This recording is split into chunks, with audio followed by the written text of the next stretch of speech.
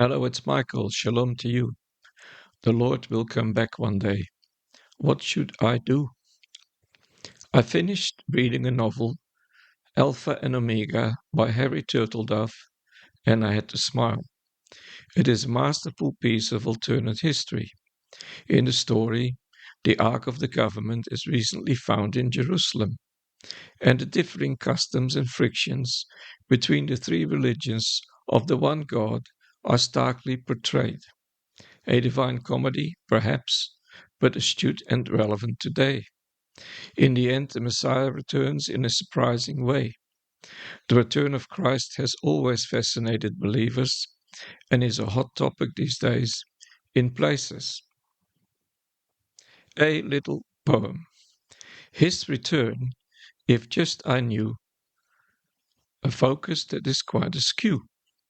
The point is not of when he might, but when he does, will I have light? In Christian history, the Lord has been expected to return many times. But all that really can be said with certainty is that the day is coming ever closer. When that will be is not to be known, as Jesus has so clearly stated. The foretold mysteries involving that day are fascinating.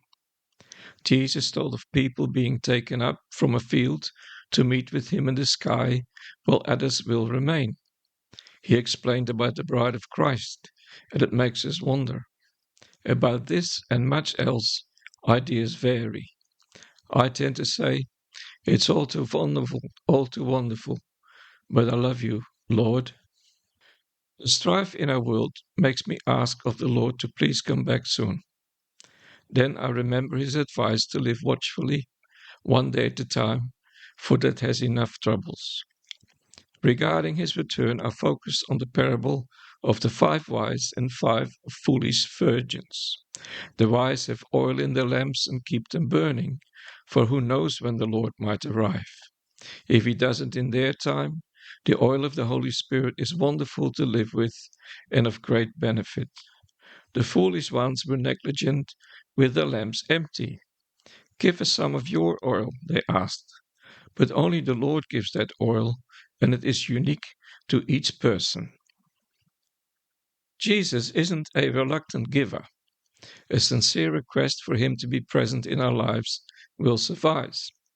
Once, having received oil, it must begin to burn. A desire to live in honor of the Lord ignites the flame and keeps it bright.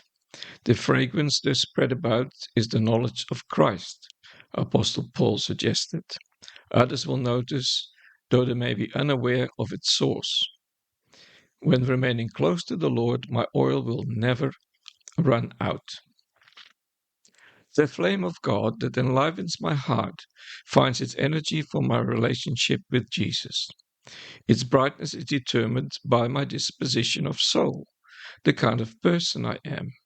The possibility of his return remains fresh to me as the event waiting to happen. But what really matters right now is whether the flame of faith is burning in my soul. That faith tells me that I must depend on the Lord, who is my helper, every day. Keep it simple, keep it focused. I wish you well.